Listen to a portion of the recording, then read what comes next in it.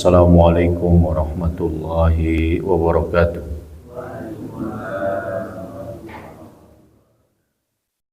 Alhamdulillah wassalatu wassalamu ala rasulillah wala hawla wala quwwata illa billah, amma ba'd. Subhanaka la ilma lana illa ma 'allamtana innaka antal alimul hakim.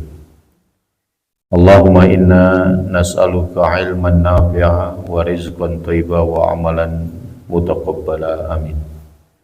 Ma'asyiral muslimin, jamaah salat subuh yang dirahmati Allah.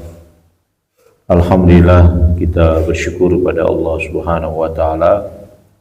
Subuh hari ini kita berada di tempat yang mulia, berada di masjid. Keberadaan di masjid adalah sesuatu yang istimewa, karena di akhirat nanti di antara 7 yang memperoleh perlindungan, di mana pada saat itu tidak ada perlindungan kecuali perlindungannya Allah, adalah mereka yang hatinya senantiasa terpaut dengan masjid. Tidak semua hati selalu ingin terpaut dengan masjid.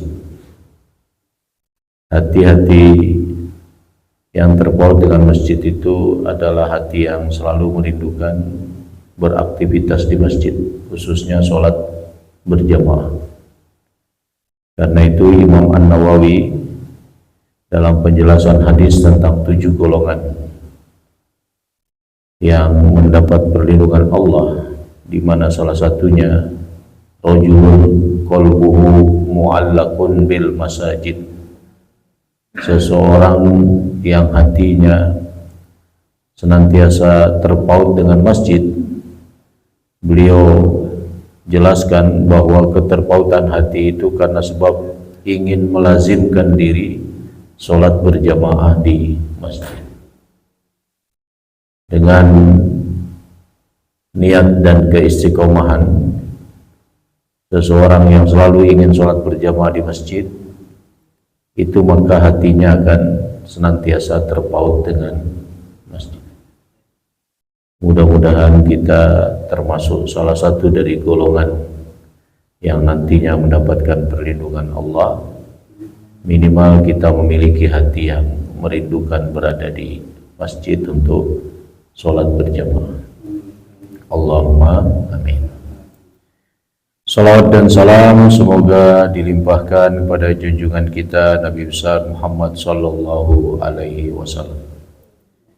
Pagi hari ini kita akan membahas putusan terakhir dari kitab sholat dalam putusan terjih, dan bagian terakhir ini berkaitan dengan duduk tasyahud akhir, kemudian bersiap-siap untuk mengakhiri ibadah sholat. Wa ba'da faragika minas sajdatain fajlis ala rijlika al-yusra wansab al-yumna wada' yadaika ala rukbataika al-yusra mansuratul asabi' wa taqbid minal yumna al-hinsar wal binsar wa kadzalikal wusta wa tushiru bil musabbahati wa tada'u al-ibham alal wusta.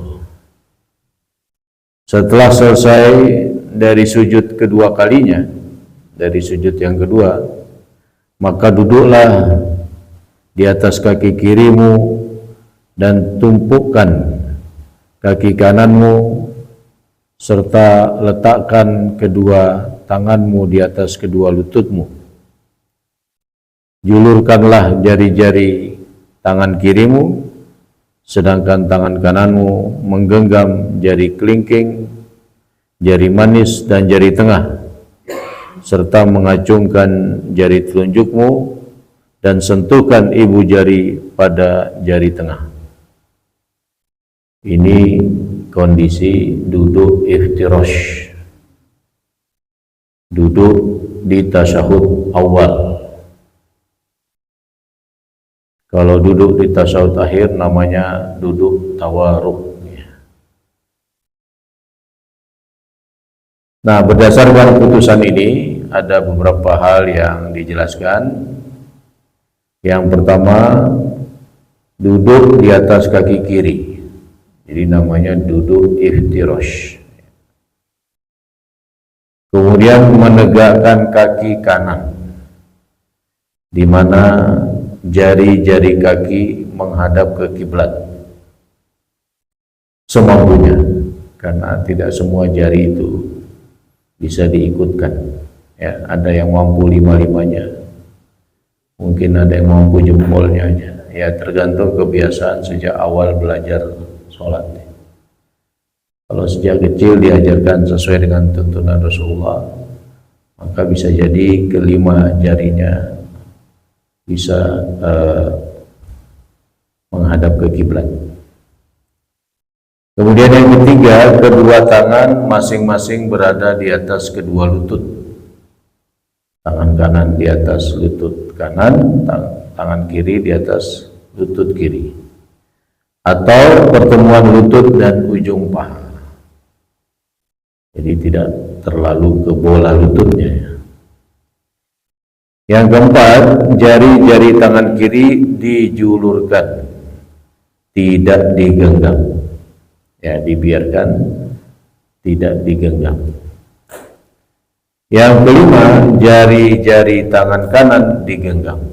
Apa saja yang digenggam? Kelingking, jari manis, jari tengah, kemudian mengacungkan jari telunjuk sehingga seakan-akan seperti angka 3 Arab, dan ibu jari menyentuh jari tengah dan membentuk angka 5 Arab. Jika digabungkan maka terbentuk angka 53. Jadi ini salah satu cara menggenggam tangan kanan, atau tanpa membuat lingkaran antara jari tengah dengan ibu jari, cukup menyentuh saja. Nah, ini cara yang kedua. Jadi bisa membentuk angka 53. 53 Arab ya. Ini 3, ini 5. Atau cara biasa tidak membentuk angka 5, tapi tetap menggenggam kelingking, jari manis dan jari tengah, sedangkan telunjuk menunjuk. Nah, apa dalilnya putusan 31 ini? Yang pertama, hadis riwayat Al-Bukhari nomor 785 dari Abu Hamid As-Sa'idi radhiyallahu anhu. Wa idza jalasa fir raq'atain jalasa ala rijlihil yusra wa nasabal yumna. Apabila beliau duduk pada rakaat kedua, beliau duduk di atas kakinya yang kiri dan menegakkan kaki yang kanan. Jadi detail sholat Rasulullah harus menjadi perhatian kita, supaya kita bisa mengamalkan sholatlah kalian sebagaimana kalian melihatku sholat. Jadi kaki kiri diduduki, kaki kanan ditegakkan, jari-jari menghadap kiblat. Dalil yang kedua, hadis riwayat Muslim nomor 912 dari Abdullah bin Umar. Kana idza qa'ada fit tasyahhud wada'a yadahu al-yusra ala rukbatihi al-yusra wa wada'a yadahu al-yumna ala rukbatihi al-yumna wa aqada salasatan wa humsina wa asyara bis sababah. Apabila Rasulullah sallallahu alaihi wasallam duduk tasyahud, beliau meletakkan tangan kirinya di atas lutut kirinya dan meletakkan tangan kanannya di atas lutut kanannya, dan beliau lingkarkan jarinya sehingga membentuk angka 53, lalu beliau memberi isyarat dengan jari telunjuk. Maksudnya memberi isyarat itu menunjuk dengan jari telunjuk. Jadi membentuk angka 53.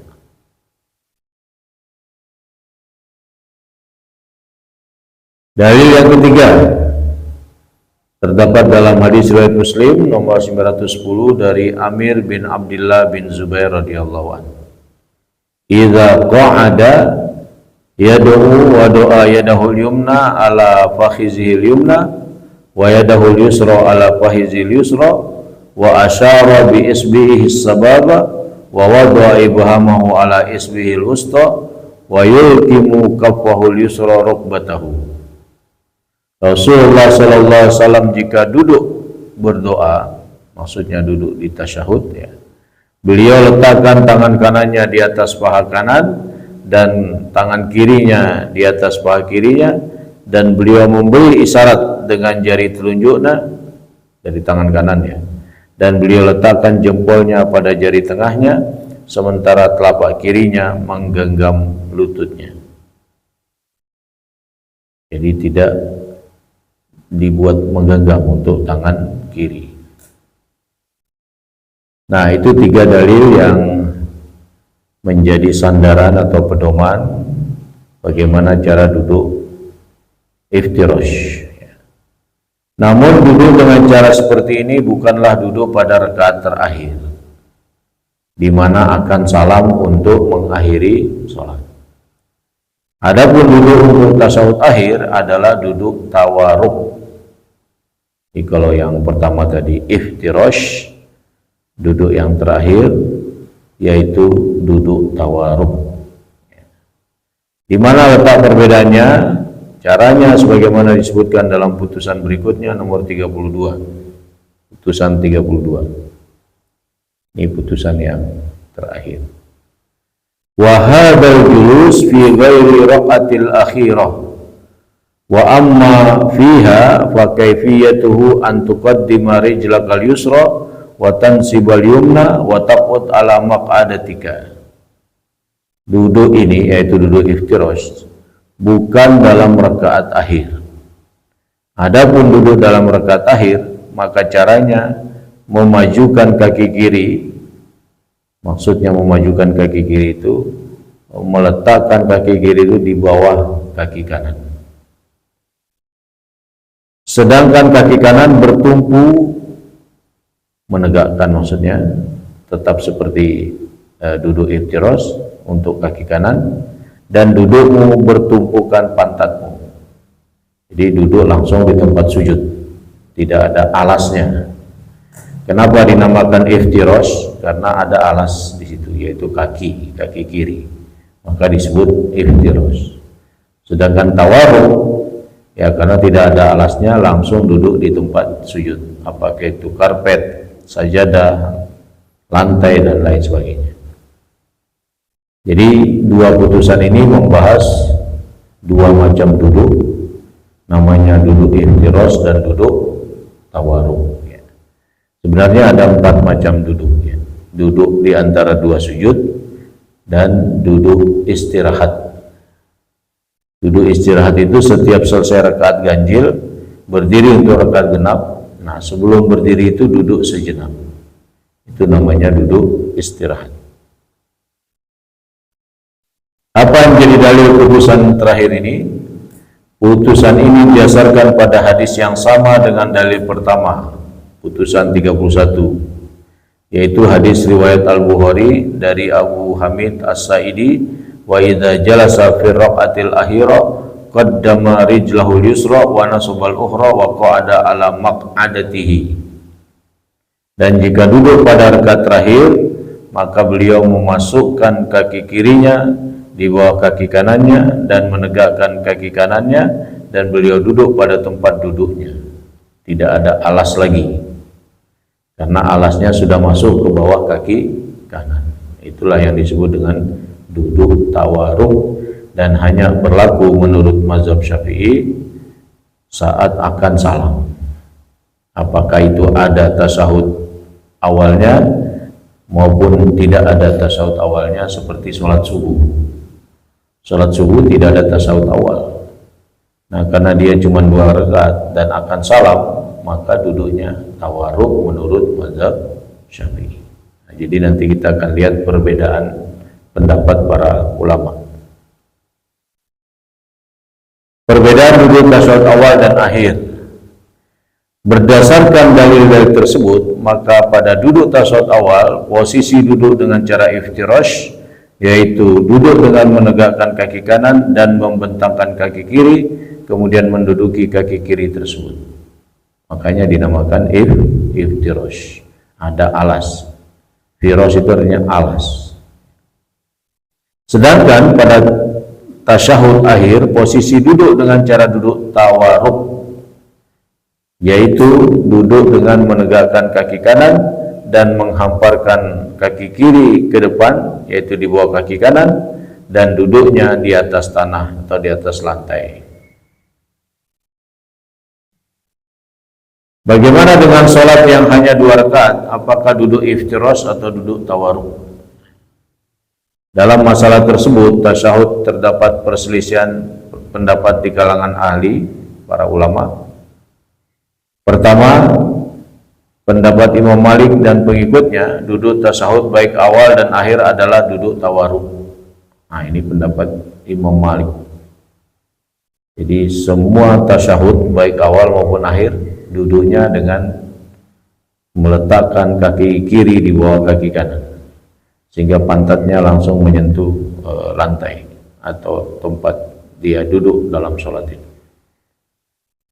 Pendapat kedua, yaitu pendapat Imam Abu Hanifah dan pengikutnya, duduk tasyahud baik awal dan akhir adalah duduk iftirash. Nah, ini beda dengan pendapat pertama. Kalau pendapat pertama tidak membedakan iftirash dan tawarruk, semua duduk adalah tawarruk. Kebalikan dari pendapat pertama, tidak membedakan duduk tasyahud awal dan tasyahud akhir, semua duduk iftirash. Mau salam, mau belum salam, itu iftirash. Pendapat ketiga, yaitu pendapat Imam Asy-Syafi'i, ini yang dipegang oleh putusan tarjih tadi. Beliau membedakan antara duduk tasyahud awal dan akhir. Untuk duduk tasyahud awal, beliau berpendapat seperti Imam Abu Hanifah, yaitu duduk iftirash. Sedangkan untuk duduk tasyahud akhir, beliau berpendapat seperti Imam Malik, yaitu duduk tawarruk. Jadi menurut pendapat ini, duduk pada tasyahud akhir yang terdapat salam, baik yang sholatnya sekali atau 2 kali tasyahud, adalah duduk tawarruk. Di sholat subuh itu duduknya tawarruk menurut mazhab Syafi'i. Duduk tawarruk terdapat pada setiap rakaat terakhir yang diakhiri salam. Karena cara duduk demikian terdapat doa. Bisa jadi lebih lama duduknya, sehingga duduknya pun dengan cara tawarruk. Karena cara duduk seperti ini lebih ringan dari iftirash. Ya, mungkin bagi orang gemuk iftirash lebih ringan. Cara duduk demikianlah yang kita sering saksikan di kaum muslimin Indonesia, di sekitar kita yang banyak mengambil pendapat Imam Syafi'i. Pendapat terakhir, pendapat keempat, pendapat Imam Ahmad dan Abu Ishaq, ya. Jika tasyahudnya 2 kali, maka duduknya adalah tawarruk di rakaat terakhir. Namun jika tasyahudnya cuma sekali, maka duduknya di rakaat terakhir itu adalah duduk iftirash. Salat subuh berapa kali tasyahud? 1. Nah, karena 1 kali tasyahud, duduknya iftirash. Jadi sebagian mengamalkan pendapat Imam Syafi'i, sebagian mengamalkan pendapat Imam Ahmad, ya. Jadi kalau yang sholat subuh duduknya iftirash, berarti pendapat Imam Ahmad. Kalau yang sholat subuh duduknya tawarruk, berarti pendapatnya Imam Syafi'i. Ya, tidak perlu saling menyalahkan. Kita saling menghormati perbedaan karena mengambil pendapat yang berbeda, tapi tarjih menjelaskan duduknya seperti pandangan mazhab Syafi'i, yaitu sholat subuh duduknya tawarruk. Nah, karena ini masjid binaan Muhammadiyah, maka sebaiknya imamnya memakai putusan tarjih, ya, yaitu duduk tawarruk.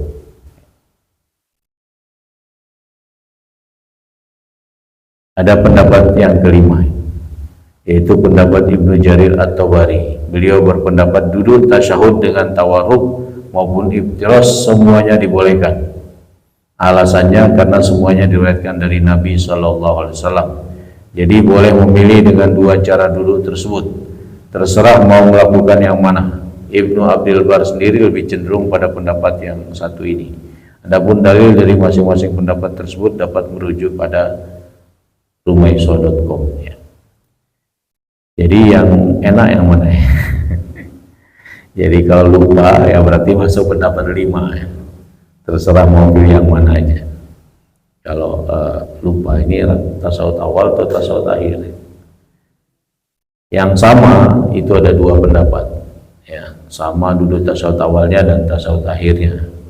Pendapat Imam Malik dan pendapat Abu Hanifah. Pendapat Imam Malik ya semua duduk adalah tawarruk. Mau itu duduk tasawuf awal atau tasawuf akhir tawarruk. Sementara kebalikannya adalah pendapat Abu Hanifah, semua duduk iftirash, mau duduk tasawuf awal atau tasawuf akhir.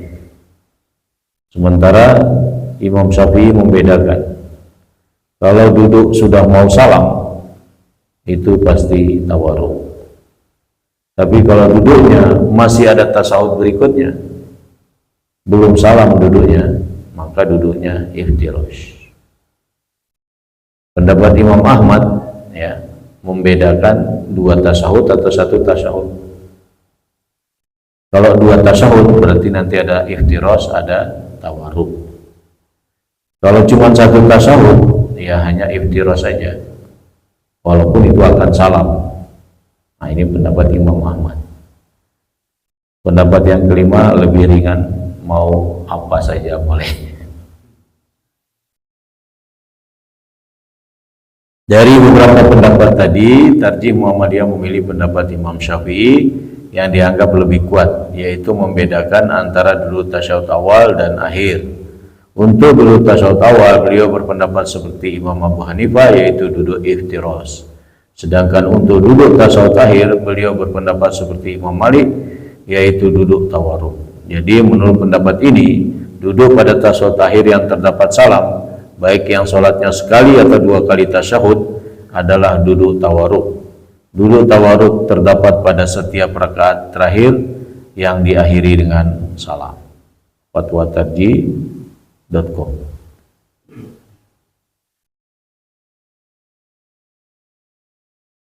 Di antara dalil yang dapat dijadikan dasar untuk memperkuat pendapat bahwa duduk pada sholat yang 2 rakaat adalah duduk tawarruk sebagai berikut. Karena Nabi sallallahu alaihi wasallam idza kana fi rak'atain allati tanqadi fiha shalah akhara rijlahu yusra wa qa'ada ala ala syaqqihi mutawarrikan summa sallama. Ini dalil yang digunakan tarjih ya. Jika Nabi SAW duduk pada sholat 2 rakaat yang diakhiri dengan salam, beliau mengeluarkan kaki kirinya dan beliau duduk tawarruk di sisi kiri. Hadis riwayat An-Nasa'i. Syekh Al-Albani mengatakan bahwa hadis ini sahih. Jadi ini yang dijadikan dasar bahwa duduk akan salam itu adalah tawarruk. Nah itulah Bapak Ibu dua putusan pendapat di tengah masyarakat berbeda-beda. Pendapat tarjih memilih pendapat Syafi'i. Jadi dalam hal ini baik Nahdiyin maupun Muhammadiyin sama dalam hal duduk iftirash atau duduk tawarruk ya. Karena keduanya merujuk pada Imam Syafi'i. Baik, sebelum kita akhiri barangkali ada tanya jawab atau mungkin ada yang berkenan praktek. Jadi gambaran duduk iftirash itu pokoknya kaki kiri diduduki, jangan disilang ya. Kaki kiri diduduki, kaki kanan ditegakkan, jari-jari menghadap ke kiblat semampunya. Bedanya dengan tawarruk, kaki kiri tidak lagi diduduki tapi dia berpindah ke bawah kaki kanan, sementara kaki kanan tetap seperti semula, yaitu ditegakkan dan jari-jari menghadap ke kiblat sesuai kemampuannya. Itulah yang membedakan tasyahud awal dan tasyahud akhir atau iftirosh dan tawarruk. Monggo kalau ada tanya, monggo Pak. Waalaikumsalam warahmatullahi wabarakatuh.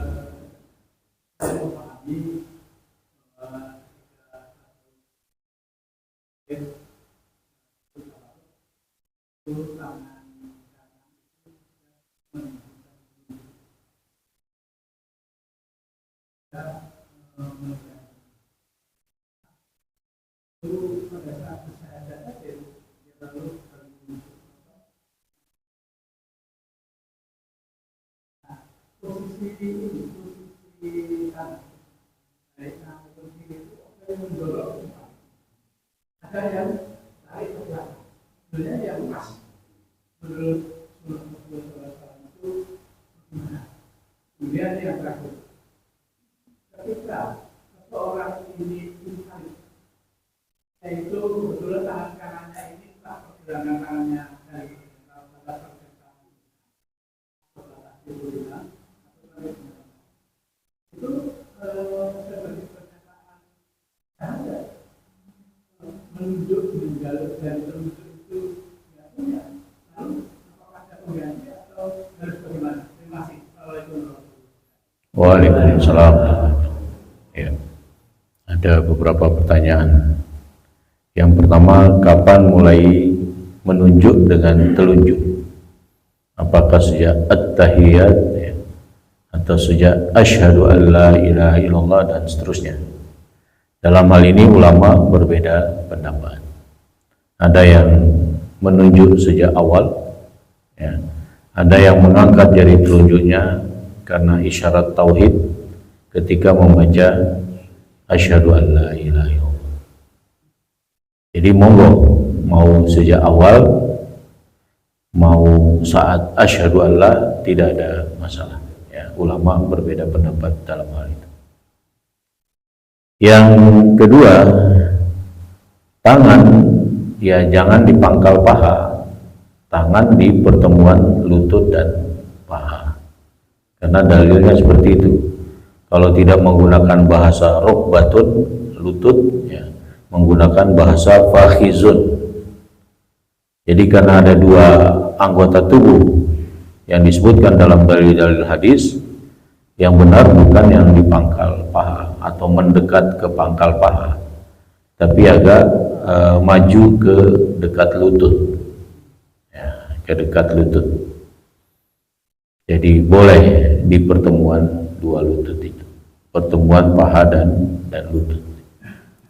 Yang ketiga, mereka yang disabilitas, tidak punya tangan kanan katakanlah, apakah itu hanya pergelangannya maupun keseluruhan tangannya, ya tidak diperlukan. Ya dengan isyarat saja, seakan-akan ada itu. Karena Allah berfirman, fattaqullaha mastata'tum, bertakwalah kepada Allah sesuai kemampuan kalian. Jadi kalau yang disabilitas nggak punya anggota tangan kanan, ya nggak usah.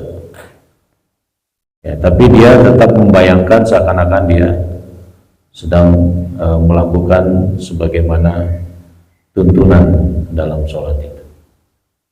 Cuman tidak ada lahiriahnya. Ya.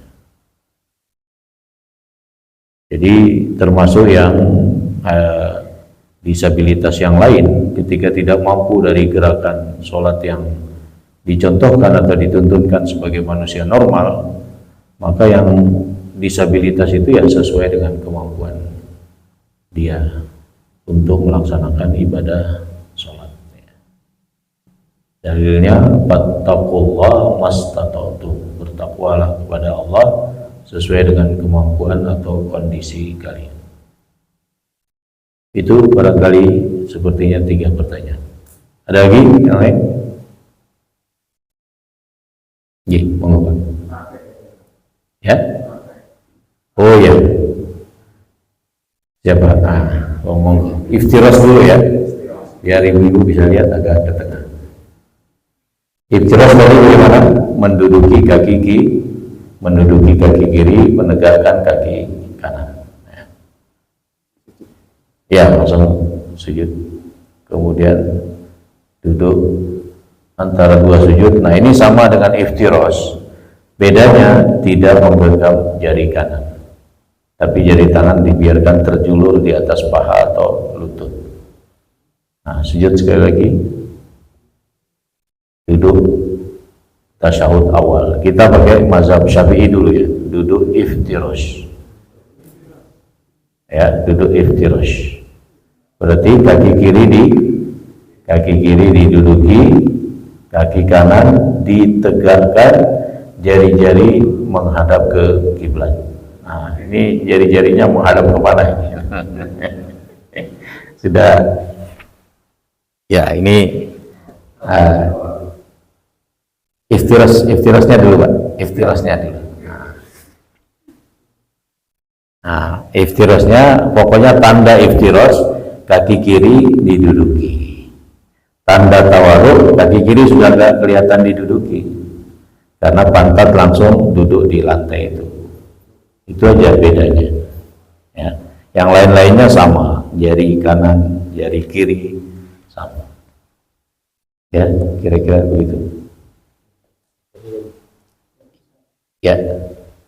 Pada saat sujud itu kaki itu dirapatkan sepertinya atau berganti. Nah, boleh keduanya. Bagi yang berpendapat dirapatkan, ada satu hadis yang dijadikan, tapi hadisnya bersifat logika, tidak tegas, yaitu ketika Rasulullah sholat malam, yang mana sebelumnya tidur di samping Ibunda Aisyah. Ketika malam Ibunda Aisyah mencari Rasulullah di sampingnya sedang dalam keadaan sujud dan menyentuh kedua kakinya. Kalau menyentuh kedua kakinya, kira-kira kondisi kakinya rapat atau renggang? Rapat. Nah, itu yang dijadikan sandaran bagi yang berpendapat rapat. Jadi dianggap sebagai dalil yang tidak terlalu kuat karena dipahami dari perbuatan itu, sehingga boleh rapat, boleh juga tidak rapat atau renggang. Ada lagi ibu-ibu? Ada pertanyaan? Dalam hal duduk ini tidak ada perbedaan laki-laki dan perempuan. Ya. Sama seperti apa yang dituntutkan oleh Rasulullah. Yang membedakan adalah ketidakmampuan secara sempurna saja. Ya. Orang yang cenderung ekstra gemuk itu biasanya agak susah untuk duduk tawarruk ya. Kalaupun dia duduk tawarruk, dia akan menyempit sebelah kiri, akan kemungkinan menggeser yang orang di sebelah kirinya.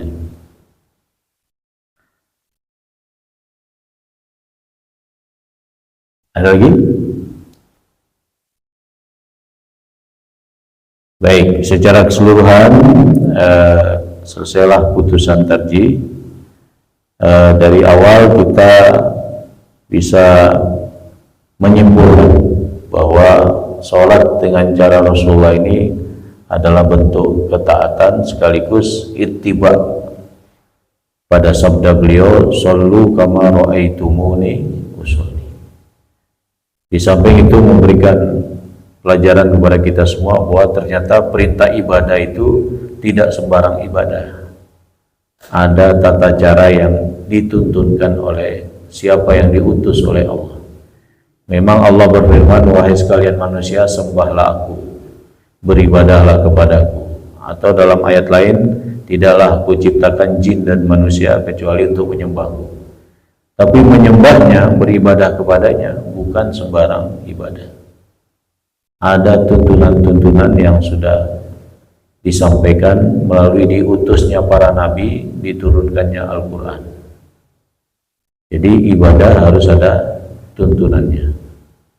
Bayangkan kalau cuma sekedar ibadah, orang punya versi masing-masing tentang ibadah. Kenapa ibadah sholat ini masih terjaga? Karena memang perintahnya harus mengikuti cara ibadahnya Rasulullah. Jadi kalau dibiarkan berbeda-beda, maka akan banyak versi ibadah sholat dalam kehidupan kaum muslimin. Nah, disinilah pentingnya menyatukan, walaupun ada perbedaan-perbedaan yang tidak signifikan ya. Perbedaan-perbedaan itu karena mungkin dilakukan oleh Rasulullah Shallallahu Alaihi Wasallam, sehingga disebut tanawwu fil ibadah, varian dalam ibadah atau dalam gerakan ibadah. Setelah ini kita akan bahas putusan tarjih yang berkaitan dengan sholat berjamaah. Di samping sebagai motivasi untuk senyampang kita sehat, ya, maka sebaiknya kita datang ke masjid, ya. Karena ketika nanti kita sakit, pahala datang ke masjidnya mengalir terus, tidak terhenti dengan kita sakit itu. Inilah salah satu pemahaman dari surat At-Tin, illal ladzina amanu wa amilus solihati falahum ajrun ghairu mamnun. Jadi pahalanya mengalir karena dia istiqomah sholat berjamaah. Ketika suatu hari dia bepergian atau suatu hari dia katakanlah sakit, ya, karena takdir dari Allah, maka sakitnya itu terhitung sebagai sholat berjamaah. Ini keutamaan beristiqomah. Mudah-mudahan Allah Subhanahu wa Ta'ala memudahkan kita untuk belajar apa yang diperintahkannya dan untuk mengikuti tuntunan dari Rasulnya, yaitu Nabi Muhammad Sallallahu Alaihi Wasallam. Demikian kita akhiri dengan kafaratul majlis. Subhanakallahumma wa bihamdika asyhadu an la ilaha illa anta astaghfiruka wa atubu ilaik. Assalamualaikum warahmatullahi wabarakatuh.